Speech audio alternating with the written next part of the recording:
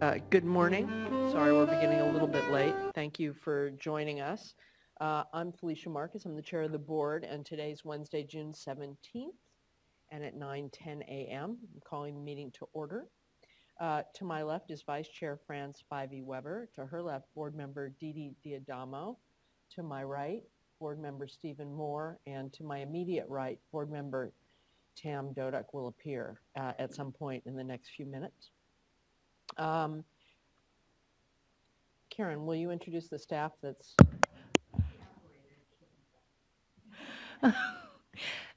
Good morning.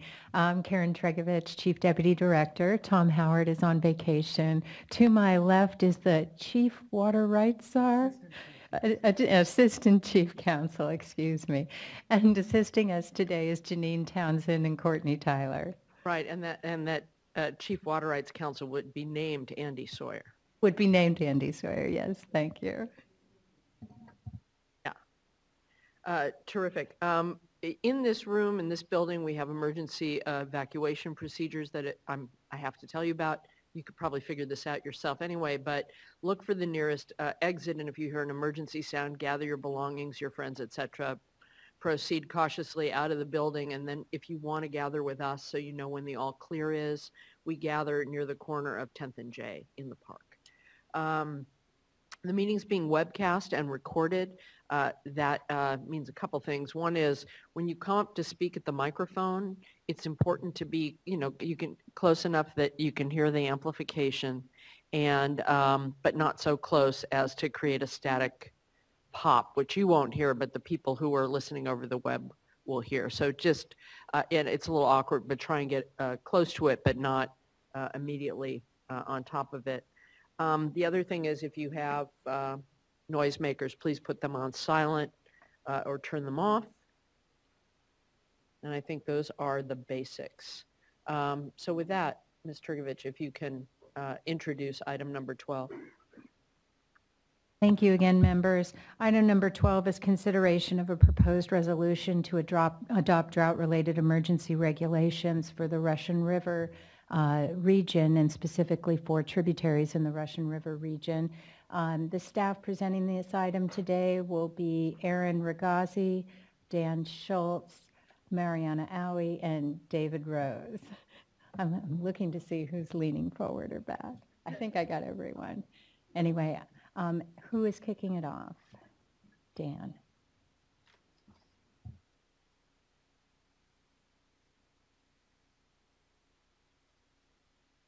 Good morning. My name is Dan Schultz. I'm the Public Trust Unit Chief in the Division of Water Rights. As Ms. Tregovich mentioned, with me today from the Division of Water Rights is Aaron Ragazzi on my left. From the Office of Chief Counsel, on my right is David Rose, and on my far left is Mariana Owie.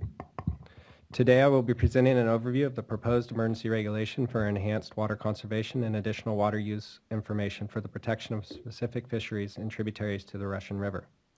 Following my presentation, staff from the California Department of Fish and Wildlife and the National Marine Fisheries Service will present information on the fishery resources in the Russian River tributaries and the recommendation they made to the State Water Board in May in support of the proposed emergency regulation.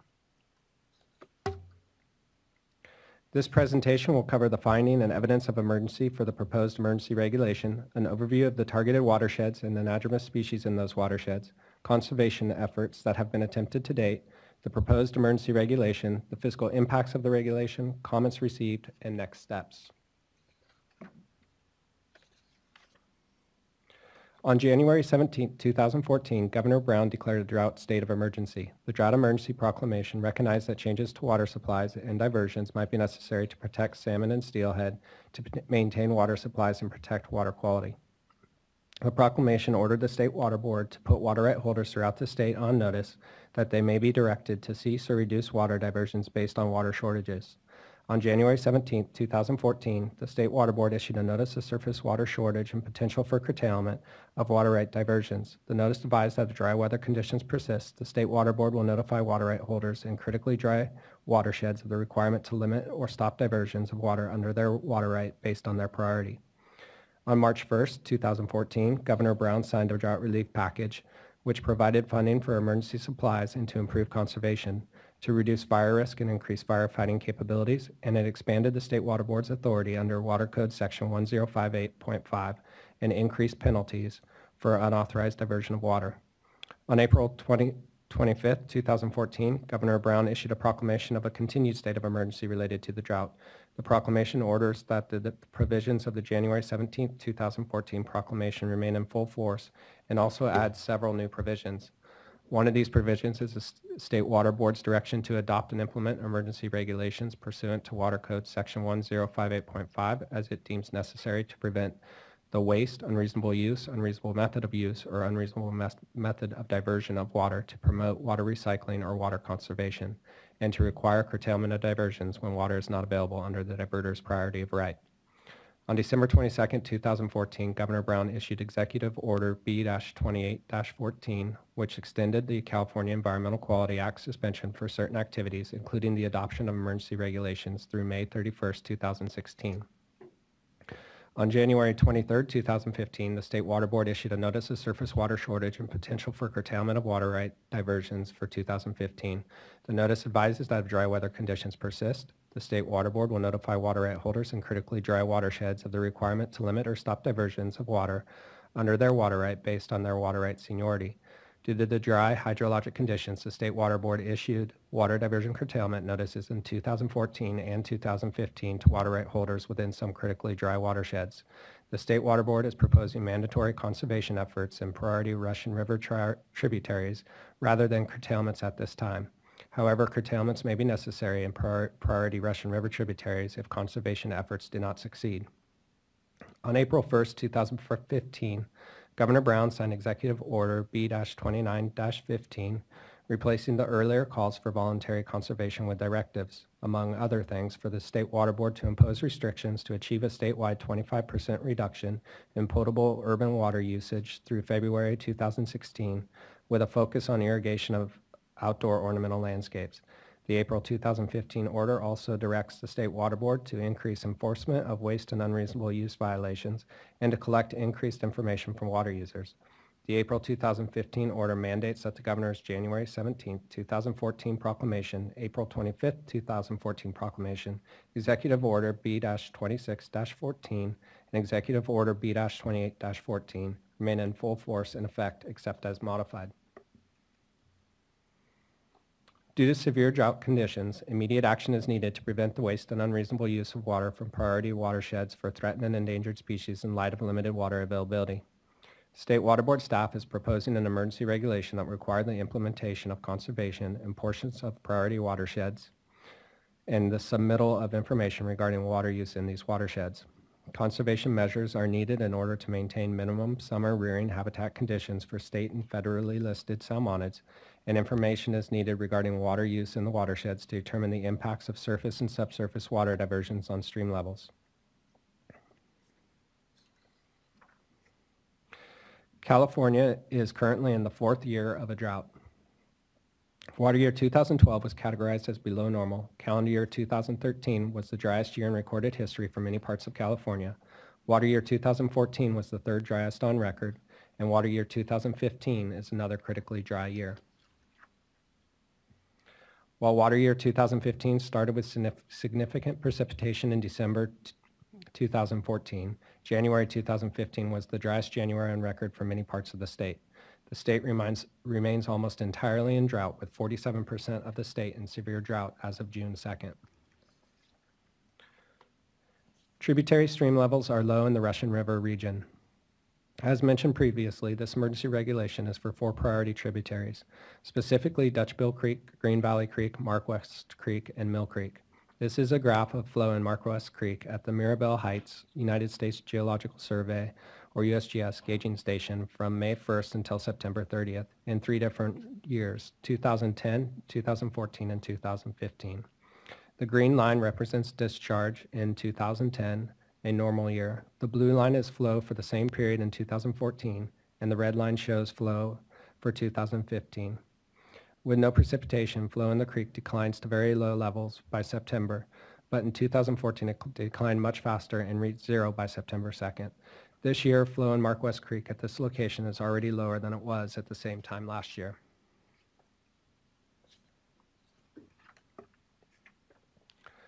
This map displays the 4 watersheds that are the focus of the proposed emergency regulation: Dutch Bill Creek, Green Valley Creek, Mark West Creek, and Mill Creek. All 4 creeks are tributaries to the Russian River. These watersheds are significant because they provide good summer rearing habitat for state and federally listed Central California Coast coho salmon and federally listed Central California Coast steelhead. The Russian River Coho Salmon Captive Broodstock Program, which stocks the Russian River watershed with juvenile coho bred at Warm Springs Fish Hatchery, releases approximately half of each year's juvenile coho salmon in these 4 watersheds. The California Department of Fish and Wildlife and the National Marine Fisheries Service has identified reaches of interest in each watershed. These reaches provide critical rearing habitat and typically maintain suitable water quality conditions for juvenile coho salmon and steelhead in the summer. The portions of the watersheds corresponding to these specific reaches are considered critical areas. As discussed later in this presentation, it is these critical areas that would be initially targeted for enhanced conservation measures under the proposed regulation. The next few slides are maps of each watershed and the associated critical rearing areas. The critical rearing portions of each watershed are outlined in red. This slide shows the Dutch Bill Creek watershed. This slide shows the Green Valley Creek watershed. This slide is Mark West Creek watershed. And this slide shows the Mill Creek watershed.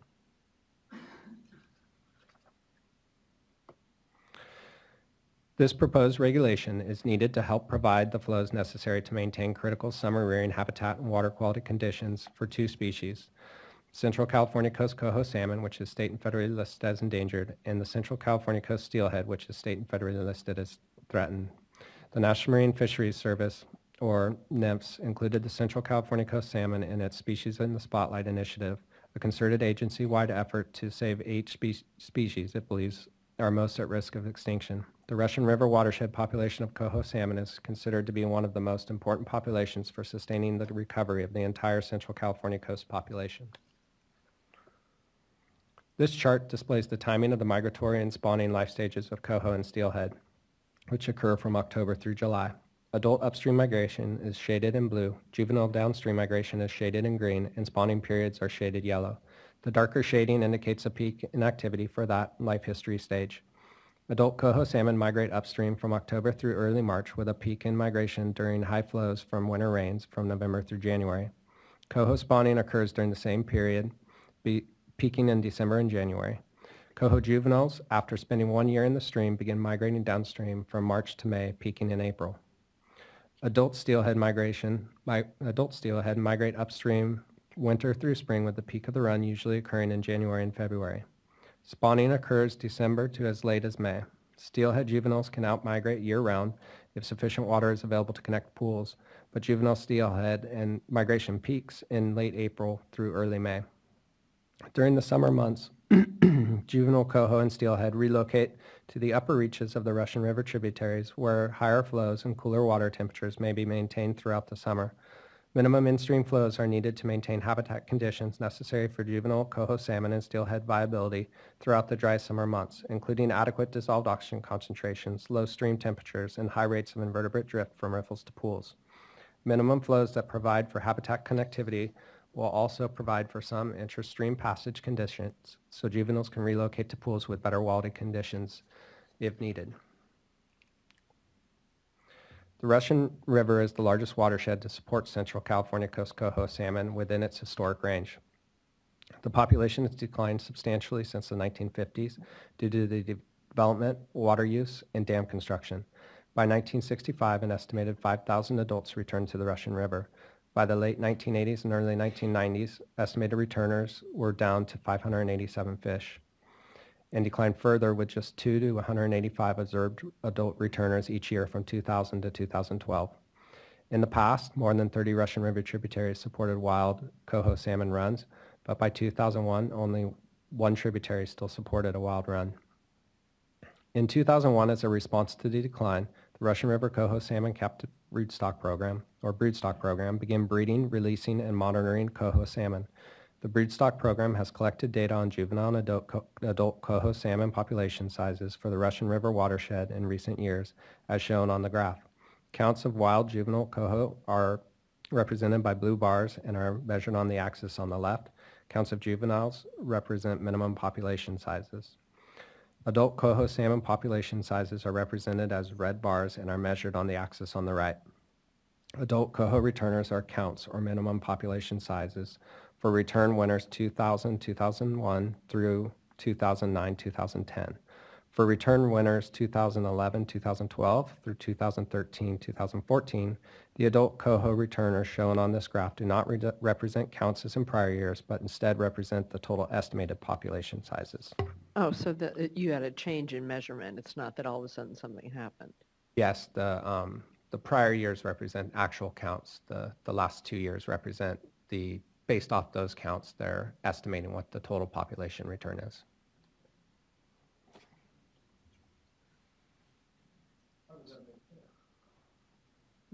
That's just how the coho broodstock program has prepared their data. Not that it's hard to understand it.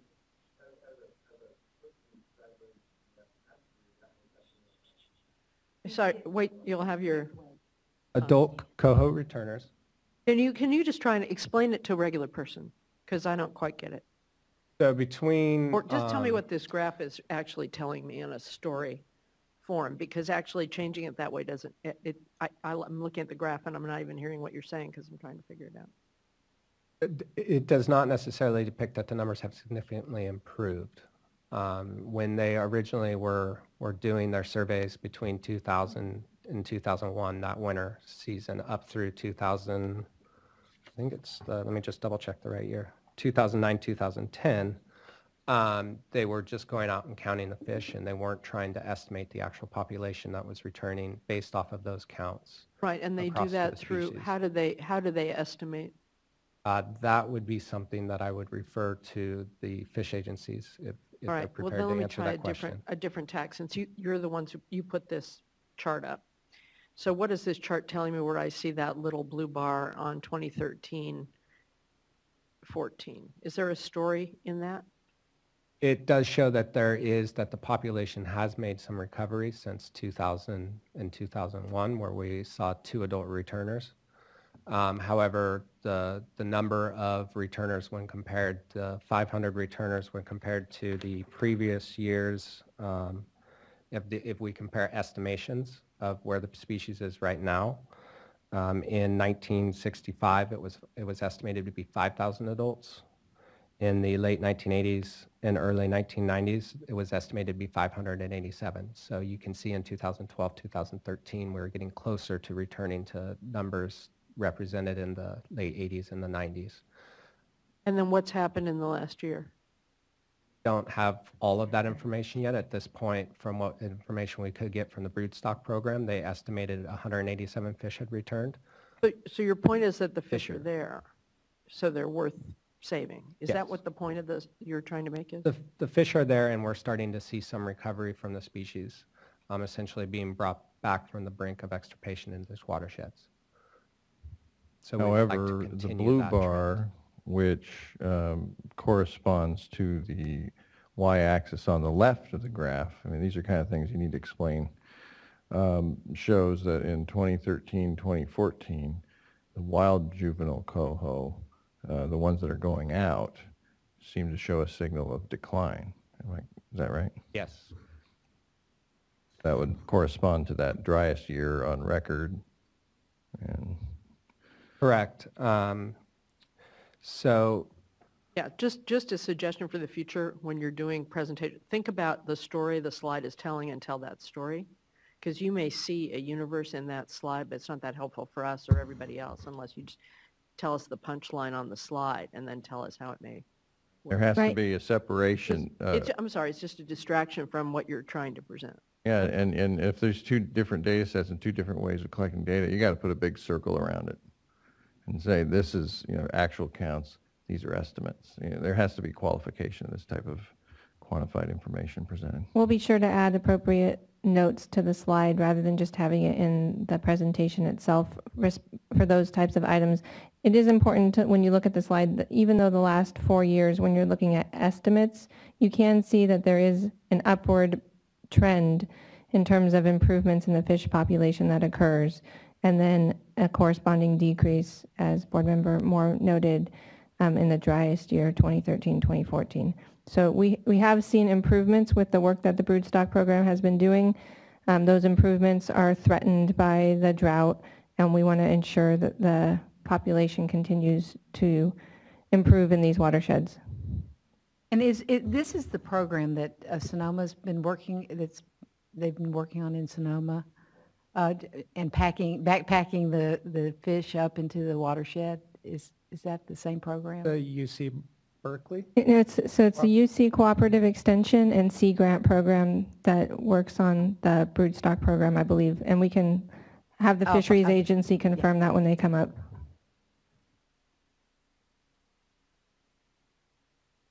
So it should also be noted on this slide that because of the 3-year life cycle of coho salmon, impacts to the species from this drought have not fully been seen.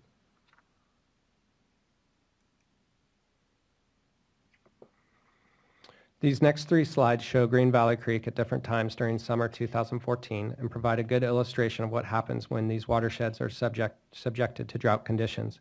This is a photo of the creek on June 19, 2014. You can see a pool in the center of the photo between the logs and a small amount of flow exiting the pool in the lower right-hand corner. The water in the pool is relatively clear. In-stream flows are needed to maintain habitat conditions necessary for juvenile coho salmon and juvenile steelhead viability throughout the dry summer months. And here you can see the same pool later in the summer on August 13, 2014. The pool remains, but flow exiting the pool is now only a trickle. The water in the pool is now more turbid and water quality conditions are beginning to deteriorate. In this third picture taken on September 24, 2014, you can see the pool has lost connectivity, causing water quality conditions to significantly decline. Turbidity has increased, temperature has increased, and dissolved oxygen has decreased.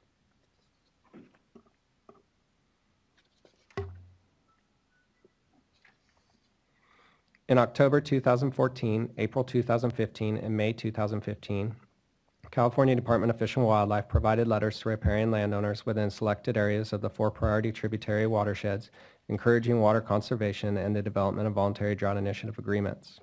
California Department of Fish and Wildlife and National Marine Fisheries Service staff will provide information on the voluntary drought initiative program initiated in 2014 as part of their presentation. On April 21, 2015, the Division of Water Rights and California Department of Fish and Wildlife mailed a joint letter to approximately 600 riparian landowners in the Dutch Bill Creek, Green Valley Creek, Mark West Creek, and Mill Creek watersheds, requesting that landowners enter into voluntary agreements with the California Department of Fish and Wildlife to help ensure enough water remains in the streams to support populations of juvenile salmonids. On April 23, 2015, the Santa Rosa Press-Democrat published an opinion editorial written by the Executive Director of the State Water Board, Tom Howard, and Director of the California Department of Fish and Wildlife, Chuck Bonham, which described the threats facing coho salmon, publicized the call for voluntary agreements, and again stated that in the absence of sustainable voluntary commitments not to take water, the State Water Board may be required to pass emergency regulations. On April 29, 2015, board members D'Adamo and Moore and State Water Board staff attended a meeting with the Sonoma Farm Bureau and California Department of Fish and Wildlife to discuss water issues in the Russian River Basin. California Department of Fish and Wildlife conducted outreach meetings on May 14th in Occidental and May 21st in Windsor, which State Water Board staff attended. On June 5, 2015, board member D'Adamo attended a Sonoma County Wine Grape Commission meeting to urge participation in efforts to conserve water and assist the fishery and to discuss the State Water Board's proposed emergency regulation. On June 9th, the State Water Board sent letters to all property owners in 4 watersheds notifying them of the proposed emergency regulation and where to find more information. The letters were mailed on June 9th, and we recognize some parties may have received that letter closer to this meeting. And on June 10th, 2015, State Water Board staff attended a meeting with the Sonoma County Farm Bureau to discuss the proposed emergency regulation. And why was there a delay in some people getting the notice? It would just be when they actually received the mail. All the mail went out on June 9th. So people should, if people got the notice late, they might let us know why they got it late. boxes and all sorts of reasons that people could get it. But It- Yeah, it should be noted that we mailed out over 10,000 letters, and so it could have been a little overwhelming even for the mail service in those 4 watersheds. So there's probably a variety of reasons why it could have taken a while for them.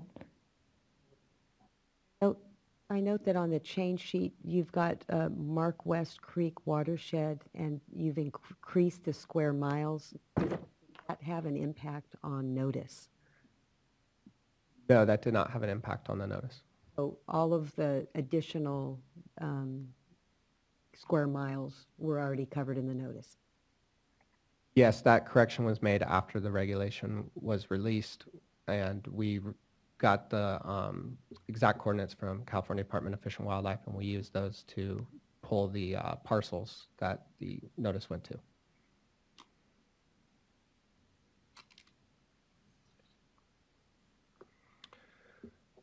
The results of these efforts were, as of June 12, 2015, 22 agreements were entered into with residential landowners to stop irrigation of lawns, implement additional water conservation measures, and to allow access to California Department of Fish and Wildlife to monitor fishery conditions or implement fish rescue actions if they became necessary. The California Department of Fish and Wildlife has also entered into 2 agreements with commercial agriculture operators to implement additional water conservation measures, provide California Department of Fish and Wildlife and National Marine Fisheries Service creek access to monitor fishery and stream conditions, and implement potential fish rescue actions for the 2015 summer rearing and migration periods.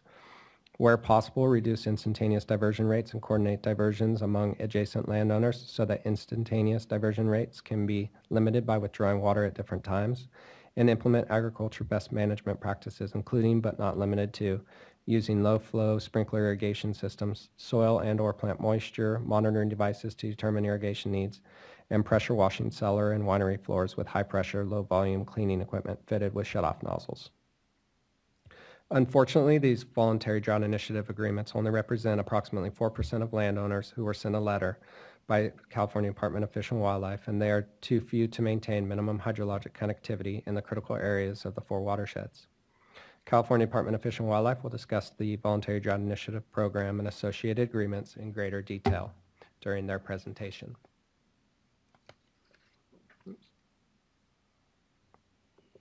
The State Water Board finds that an emergency exists due to severe drought conditions as identified in the Governor's drought emergency proclamations.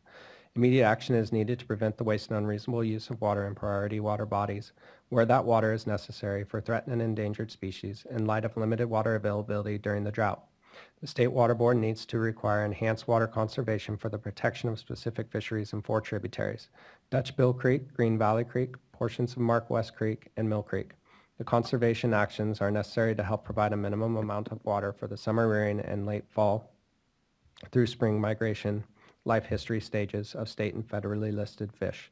Immediate action is also needed to obtain information on water diversions should curtailments or other measures prove to be necessary to provide sufficient flows for summer rearing or the late fall through spring migration period, or should the current drought fail to end this year.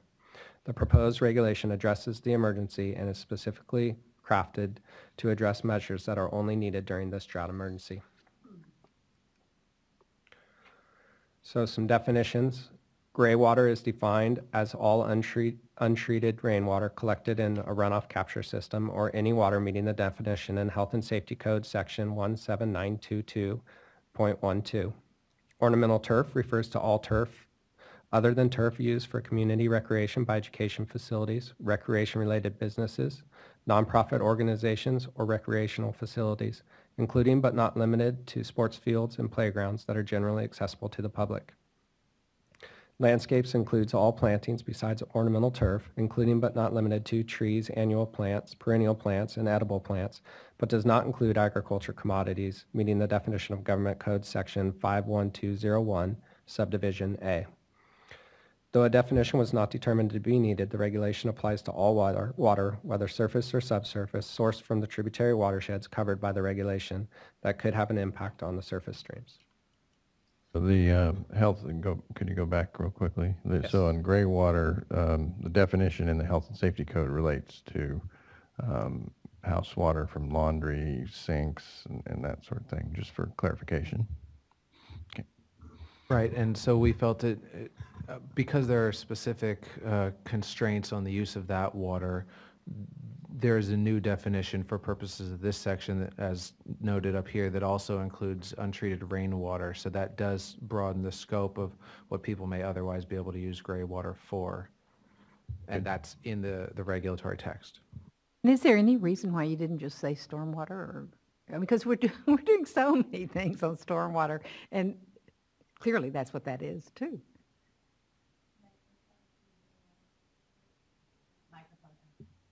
Yes, that's the untreated rainwater portion of it accounts for the stormwater portion, and then we're also including other gray water discharges from, household. Yeah, we call it stormwater, but regular. But Well, no, or just the rooftop collection. I mean, whatever. but rarely do they call it gray water. Right. Oh, I see your Almost point. never. In fact, this Oh, is now my I get first. it. Okay, I get it. I think the intent was essentially systems of capture and reuse that are on site. So stormwater is used in lots of other contexts, and we didn't want to be confusing in that way. So certainly you're raising that it could be confusing to add this into gray water, but we figure standing alone, somebody looking at this would see that water that they get on their own land and their own site is something that they can use that's separate from the exemption or separate from the prohibitions.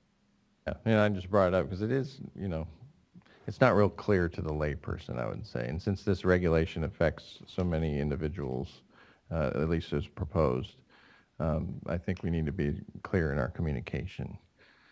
We do have frequently asked questions and fact sheets and lots of documents, as well as a phone number and email address set up specifically for this, and we'll answer any questions people have.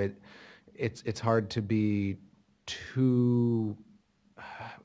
In crafting the regulation, we wanted it to apply to a certain grouping or type of water, and that was, as discussed, generally what somebody could capture or reuse on their own land and not... So I trickle would into- just call it on-site water. Yeah, I think for our frequently asked questions, that is a good way for us to couch it in terms of on-site water so someone who's not looking at regulatory language but just wants to know what it means has a good understanding.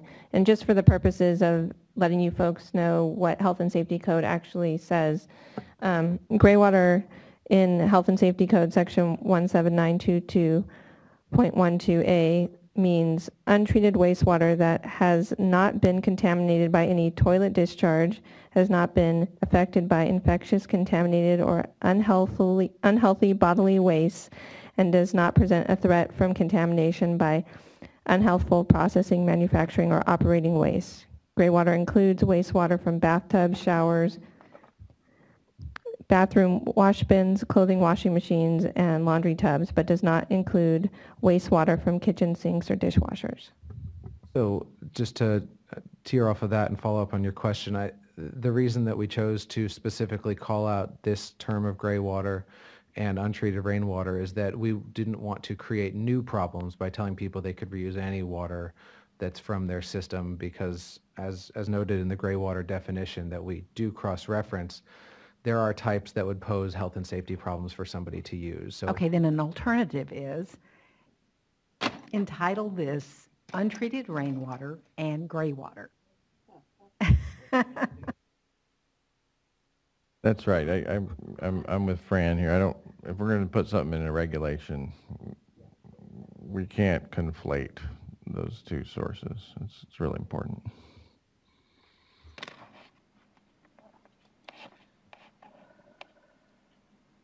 In a letter dated May 28, 2015, the California Department of Fish and Wildlife, in coordination with the National Marine Fisheries Service, provided recommendations to the State Water Board to develop emergency regulations that implement conservation measures to limit the amount of water extracted from Green Valley, Mill, Dutch Bill, and Mark West Creek watersheds, and to issue an informational order to determine the extent of current surface and subsurface diversion operations in each watershed. California Department of Fish and Wildlife did not recommend curtailments at this time. The immediate goal proposed by California Department of Fish and Wildlife and National Marine Fisheries Service is to provide enough water to maintain hydrologic connectivity or minimum amount of surface flow between pools during the low flow summer rearing period.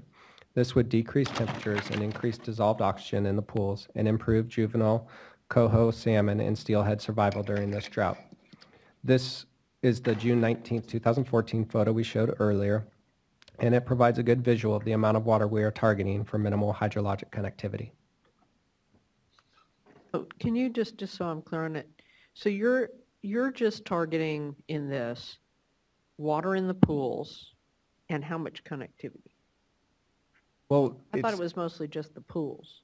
It's more of a narrative definition of trying to maintain some water flowing between the pools to help keep temperatures down and to increase the dissolved oxygen that would decrease if it's not flowing over has some. So it's not enough for them to travel from pool to pool, but it's enough to make the pools viable as something they can survive in.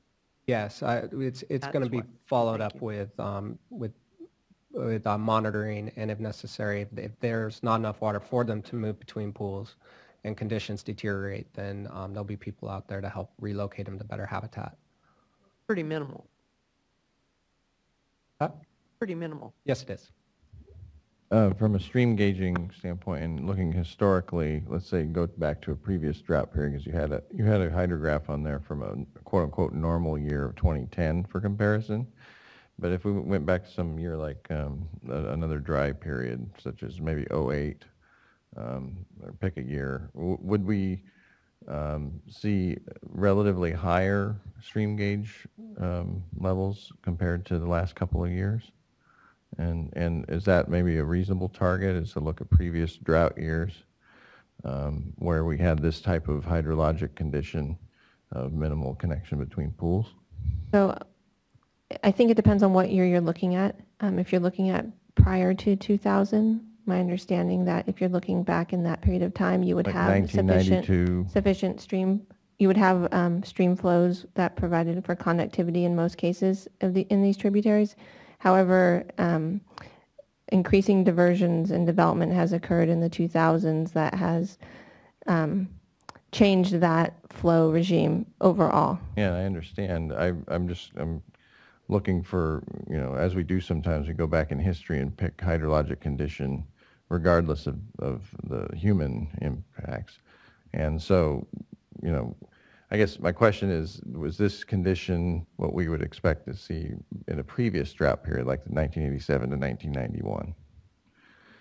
And is there are we connecting the dots there about what's reasonable a condition to try to achieve in this drought and future droughts? I can have staff put together a slide that shows some of those previous drought years at the same gauge that we compared earlier. We do have limited gauging information in these watersheds, and most of our gauges that we have in these watersheds are from 2010 and on, and there's gaps in some of the data. And I'm just not sure how far back that Mark West Creek gauge goes. That's helpful. Thank you.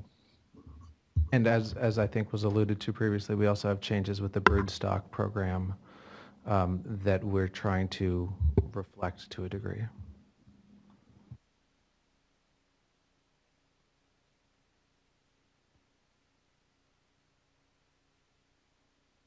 Conservation measures in this section, Section 876D1, include prohibitions on applications of water diverted from the watershed to specific activities. This includes no watering of ornamental turf except with gray water, and no watering of landscapes more than 2 days per week between the hours of 8 a.m. and 8 p.m. or during or within 48 hours after measurable rainfall, except with gray water. Under the proposed regulation, watering landscapes in a way that would cause runoff, water flowing onto adjacent property, non-irrigated areas, walkways, or parking areas would also not be allowed.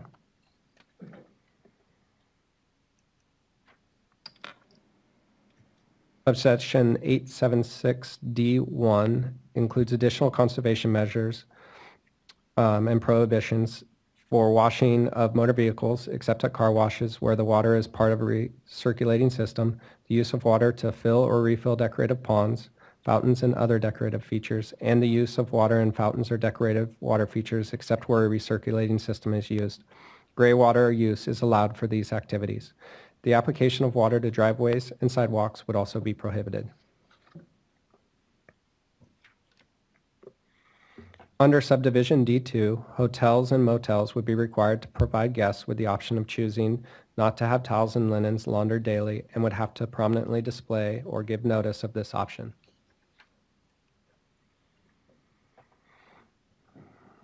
The conservation measures would go into effect immediately upon adoption and apply to critical areas of the watersheds. The Deputy Director may at a later time extend the conservation requirements to some or all of the remainder of each watershed or lift the conservation requirements for all or any portion of the watershed at a later time in consultation with California Department of Fish and Wildlife or National Marine Fisheries Service. Any party that is entered into a voluntary drought initiative program would not be subject to the enhanced conservation measures in Subdivision D as long as California Department of Fish and Wildlife and National Marine Fisheries Service determine the voluntary measures are at least equivalent to the conservation measures identified in Subdivisions D1 and D2, and the party fully complies with the terms and conditions of the voluntary drought initiative program. Can I ask a quick question about that, just as a hypothetical? So that would mean that a party could enter, let's say a party wanted to water their ornamental turf more than is in the reg. They could cut back on other things more? So we should clarify that the Voluntary Drought Initiative agreement that CDFW has in place also has a provision that those folks that sign the agreement will forego ornamental turf watering. So what's the difference between the reg and the voluntary agreement? Well, one of them is voluntary, and the provisions are, there's not a huge difference between the provisions between the two. That's how they are very easily able to make the determination that they're equivalent. So there's not a huge difference. But the main difference is whether or not you fall within the provisions of the regulation are subject to enforcement through the State Water Board's enforcement process and those types of things versus you're outside of our regulatory process with respect to the enhanced conservation measures. Again, that exemption only applies to the enhanced conservation measures portion. It does not apply to the informational order provision of the regulation. So there's been a lot of confusion on this out on the ground in the watershed. The main point behind signing these voluntary agreements is it's not a get out of jail free card. The main point behind it is to try and achieve critical mass so that we don't have to get to the point that curtailment order is recommended. So, right. So as Ms. Ragazzi is saying, the voluntary agreements essentially have the same component as the conservation order. Right. And I should say one of the benefits, though, of the voluntary agreement with respect to, at least from the standpoint of NMFS and CDFW, would be that there are provisions to allow for CDFW and NMFS to be able to do fish rescues and monitor the creek. So there's access benefits associated with those agreements as well. That's good. But it also distills down to if a party opts to do a voluntary agreement, they're not subject to potential fines and inspection from the water board. There's a shield that's created. So not only do the fishery agencies get a benefit from enhanced access and ability to do their jobs, but the voluntary participants on the conservation side of things don't have to worry about any consequence in terms of fines. Right, as long as they're complying with the voluntary agreement, that would be the case. So there is a potential for fines for a voluntary? Well, if you're not meeting, the provision is that you're complying with your voluntary agreement. So if you're not complying with your voluntary agreement, you're no longer exempted from the regulation because you're not meeting the provision in the regulation to be exempted. Okay. So there's still potential for enforcement action? Only if you're not meeting the requirement to, if you've signed a voluntary agreement and agreed to do certain things, you need to do those certain things. If you choose not to do those certain things, then you fall back under the regulation and would be subject to enforcement under the regulation. It's sort of a balance between, it's not saying you know, it's completely a black box and no one can check what's going on in there once you've signed the voluntary agreement. But we're not going to be, looking out for that. We're not looking to see, oh, are you on this voluntary agreement or not? We're, you know, we're not seeking that out. We're going to assume that people are going to be complying, but that doesn't mean that if you aren't, you're somehow, you know, immune. It's not total diplomatic immunity. No, And I I've would done that in other contexts. It's just how you prioritize your time. You'll prioritize your inspections on people who aren't in the voluntary, and you'll spot. Right, and I think with respect to this conservation measure specifically, it prohibits the watering of ornamental turf lawns. So both the voluntary agreement and the regulation prohibit watering of ornamental turf. So if you are out in the area doing an inspection and you see someone watering their lawn, you will be able to take documentation of that. You can come back and look to see whether or not that person's under a voluntary agreement or the regulation. In either case, it shouldn't be occurring. So from that standpoint, that provision of the conservation measures is very straightforward. I appreciate the discussion. The intent of this is just to try to clarify this for the parties in the watersheds. You know, what am I getting for this? And as Board Member Diadamo points out, we recognize that the momentum behind voluntary activity can you know, head off any potential curtailment. You know, and so there's a practicality to it. Yes, we encourage folks to sign the voluntary agreements. That would be, you know, the preference. Unfortunately, there's been very low signage to date. So you'd rather have people step up and make it a community effort, right? Yes, that's the preference.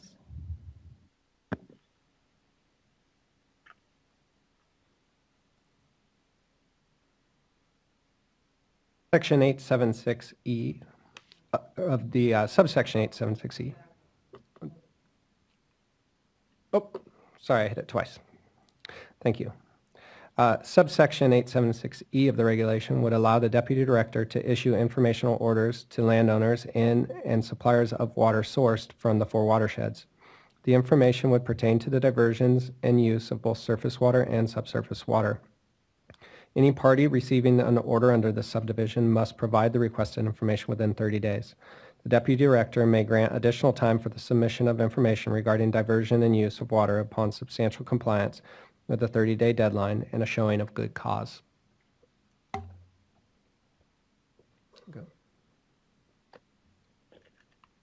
There it goes. To make more informed, timely decisions, the State Water Board requires further information to better determine the specific nature of stream flow depletions. This information is essential to evaluate the potential impacts of surface and subsurface water diversions on stream flows and threatened and endangered species in the priority tributaries.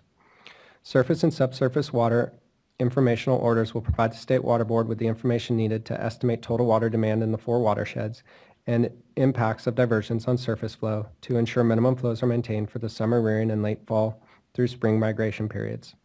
After informational orders have been submitted to the State Water Board, supply and demand data may be evaluated to determine if curtailments or other measures are necessary. We are currently in the 4th year of drought, and drought conditions may persist into the late fall and winter months this year and potentially into next year. Any informational orders issued will provide the State Water Board with information that is needed to protect threatened and endangered salmonids during the current potential ongoing drought emergency. I have a question on this, if you could go back. And I've gotten a number of questions on this of late. In light of the fact that, well, I'm not going to assume that we're on the same page on this to begin with, but the authority that we have to issue an information order for groundwater, and if you could make the distinction between hydrologic connection to the stream and an area that's outside an hydrologic connection. Yes, this is similar to what the board has done with the Russian River Frost Protection Regulation. Certainly it's in the same geographic area where there is a very strong connection between much groundwater pumping and surface water pumping. And the legal framework for interconnected groundwater and surface water is that they're considered a common source. And so for order of priority, which would become extremely relevant if the board's going to get into curtailments at some point. You need to determine the relative priority of all of the diverters. And so that's part of what this information would provide, is both how much water is being diverted and whether curtailments could be necessary in the future or prudent or useful, but also how the seniority system would apply for curtailments and how much water you get. So when the board is modeling curtailments, it needs all of the data it has for water use up to a certain priority date, and that would include the connected groundwater and the surface water diversions. And so that information is crucial for implementation of the priority system if the board goes to curtailments. My question is more related to, the map that you have with the 4 watersheds. Do you have information already such that you would know what is within the zone of interconnectivity versus outside?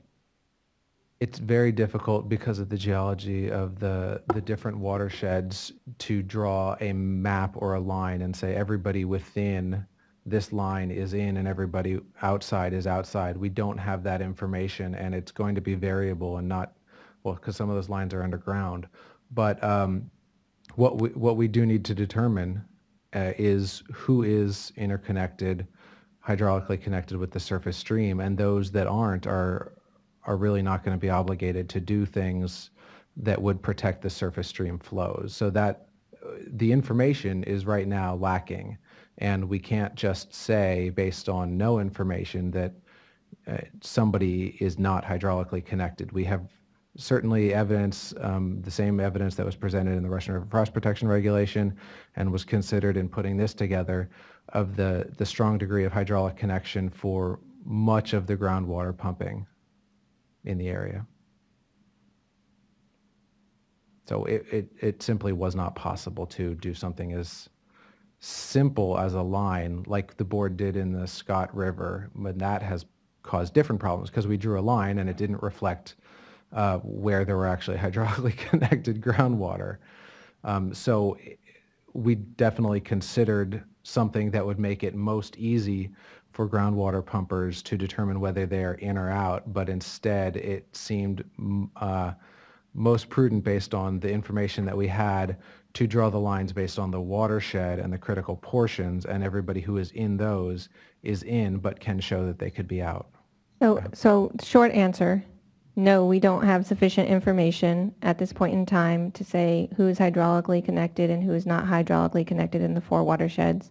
The information order would be applicable to all landowners within the 4 watersheds in the critical areas and non-critical areas, and get the information that we need in order to be able to, in the future, know whether or not folks should be considered hydraulically connected or not hydraulically connected in the event we need to issue curtailments in the future, and have a better understanding of it. We don't want to end up in a situation similar to what's happening in the Scott watershed, where an arbitrary line is drawn and it's not appropriate and it causes other problems down the road.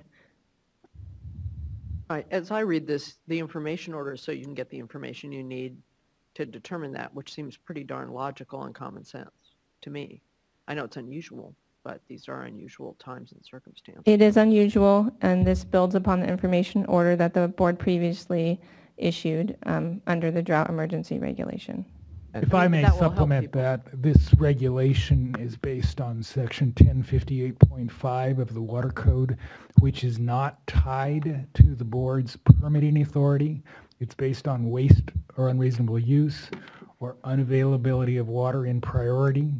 Under the common law of water rights, with surface and groundwater interconnected, priority is interconnected whether or not a permit is required. So we're not tied to the permit system, and as the chair said, you don't need to know the answer to ask the question. You can ask the question in order to determine whether it's interconnected. And I appreciate you tying this back to the existing regulations that were adopted in March. So there's consistency there, and I forgot to mention that about the conservation regulations. I'm seeing a lot of consistency there with other, which is important, I think, that And I think it's worth mentioning that staff has identified a bit of a gap, if you will, in our state as we take a statewide approach to conservation measures. There's certain places like riparian diversions that weren't necessarily captured under the urban conservation regulations. And so that it creates a bit of a more even playing field for our residents of our state in some regard. Yeah, I would say a more even playing field, although it will be recognized we are asking for enhanced conservation here. So that's where the enhanced part comes from. It's beyond what the board already adopted, recognizing the importance of the water to these threatened and endangered species. Thank you for pointing that out. And one thing I just want to make clear is that right now we are talking about the informational orders, and so the results of those informational orders could be that somebody shows that they are not covered by the regulation. There are going to be responses to the information orders that people receive their water from water suppliers who provide the water supplied from outside of the 4 tributaries. So the response to the information order for some could be very simple and could mean that they have just shown that they are not covered by the enhanced conservation portions of the regulation. And similarly, somebody showing that they are not pumping hydraulically connected groundwater, that's the information that's going to be considered with all of these processes. And Dan will get into that a little bit more later in the presentation. So